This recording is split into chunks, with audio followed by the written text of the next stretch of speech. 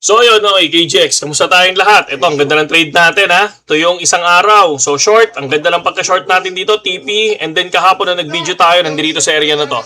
Okay? Sabi natin, hihintayin muna natin yung 102 bago tayo mag-entry. So nung nag-entry tayo ngayon ng 102, muntik lang tayo maka-close pero hindi. Sabi ko naman, DCA sa bandang gitnang area. So once na nag-DCA ka dyan, mas maganda yung TP mo. So I think, nasa 170%.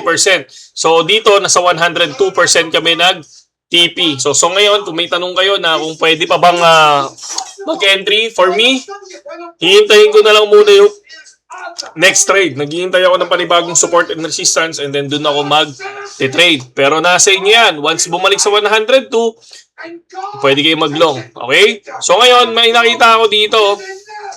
Breaking news, President Trump signs bill officially ending the US government shutdown. Pero kung mapapansin nyo, no, bumagsak pa yung market. Di ba? Bumagsak pa yung market eh.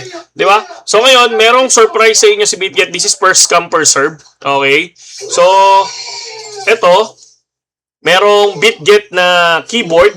I think kailangan nyo mag-deposit ng 150 USDT and mag-trade ng 1 to 3 trades. Tapos, dapat under kayo ng KOL, no? Ay, KYC, sorry. KYC, no? Dapat KYC, ha? Dapat approve ng KYC. Tapos, 1 week, dapat nasa inyo yung 150 USDT, hindi kayo nag-withdraw. Okay? So, first come, first serve to. Makakuha kayo ng merch na keyboard. Ito naman, once na nag-deposit ka ng 200 USDT, makakuha ka nito. Okay? First come, first serve yan. Okay? So, kung may 200 USDT ka, nag-trade ka, KYC approved ka, 1 week na sa inyo yung 200 USDT, makakuha kayo ng BitGet merch. Okay? Alam ko meron pa tong isa. Meron pa tong isa eh. Teka. Anin ko lang to. Meron pa tong isa eh. Ayan. BitGet Lego. So, ayan din. Ito, 100 USDT.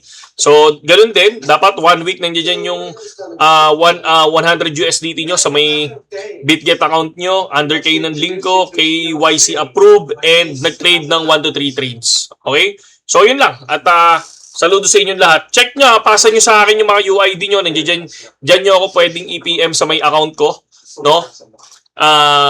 Basta sa Telegram ko or send nyo sa akin through, ito lang yung re-replyan ko naman. Kung sa Facebook nyo to makikita, ito lang yung re-replyan ko sa PM. Kasi hindi naman ako nagre-reply sa PM. Pero kapag tungkol dito sa event na to, yan, magre-reply ako. No? Kasi maraming gumagawa ng mga fake account na nakakausap ako. Pero makakausap ko lang kayo first time dito sa event na to.